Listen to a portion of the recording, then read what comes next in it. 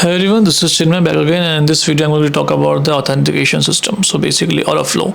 So basically, if you are going to start a new project and if you are confused that which type of authentication system you should use or how should you write a complete authentication flow for your project, so मैं इस video में explain करूँगा अपना experience. So whenever I start a new project or whenever I try to build something for production level, I never try to write a complete authentication flow by myself. I just always try to rely on some third-party services which can provide me a complete authentication flow package, like Google's Firebase or AWS Cognito or Auth0.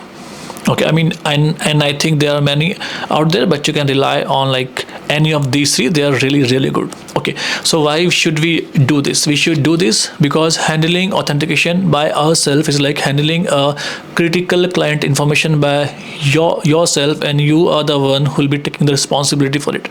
And unless like in the like current situation or the like in the current world, unless if you don't have very expensive resources, it can be very difficult for you to handle the client data by yourself. So that is why, but the companies like Google, AWS or Auth0 like are handling millions or trillions authorization request or authentication request on a daily basis. So I think they are pretty good with it. So basically you don't have to worry about the authentication flow in your application if you use any of these. Okay, you can of course write a complete authentication flow by yourself, and you can store the user's critical data in your own database. That can be a good idea for a very small to a little bit of medium size application, but if you think that your application is about to grow very well, then you should not do this. I mean, I do recommend to write authentication flow by yourself. And if you are preparing for some interview or if you are looking for a job, then definitely you should learn how to use third-party or authentication flow in your own application and how to integrate them, because in the big companies, basically like small to a medium size or like sometimes a big size companies, they all are using some type of third-party authentication services. Of course, few of them try to write or few of them write their own authentication flow, but most of the time small to medium size startups are not writing authentication by themselves, and they try to rely on the third-party services because they can get better and more secure and robust services by this.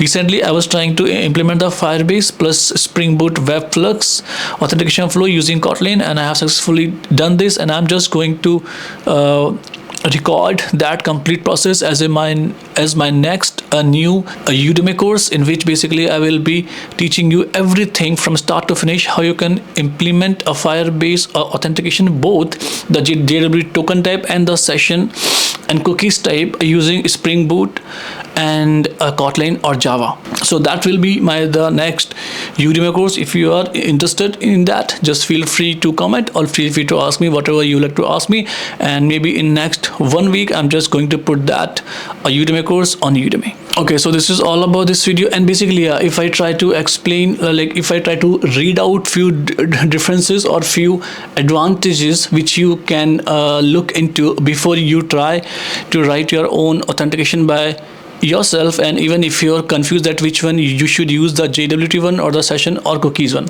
So basically there are few or like 2 or 3 points which are very important, which like I like follow significantly, which are like the first point is basically when you use session cookies based authentication over the token one, basically the cookies it's like HTTP only cookies which cannot be accessed by JavaScript, so it saves you from XSS attacks. And when you use session cookies, they are automatically sent with every single request, so there is no burden to handle the token storage and the transmission with every subsequent request.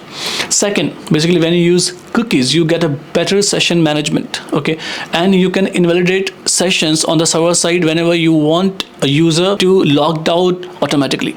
So that is a benefit. Plus basically cookies work seamlessly with across the browser and multiple tabs and the windows. Third, last but not least, but unlike the tokens are stored in the local storage, cookies are immune to JavaScript based attacks, and they also handle CSRF protection naturally with built-in security mechanism. The best part is when you combine Firebase auth, you get the robust security of Firebase Plus and all the benefits of cookies and cookie-based sessions. It is literally the best of both the worlds, like, because when you use Firebase authentication on the server side and try to integrate the Firebase authentication on the client side as well, and you try to make session cookie based authentication, what you do, you basically exchange the session in against a ID token.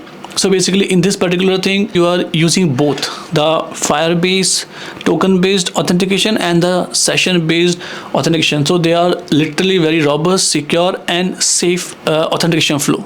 Okay, so I mean that's all about this video. I'm just not going to write any code in this video, and I just wanted to share like what I've done recently and what I'm going to do with the new Udemy course and how you should think about authentication flow. Thank you.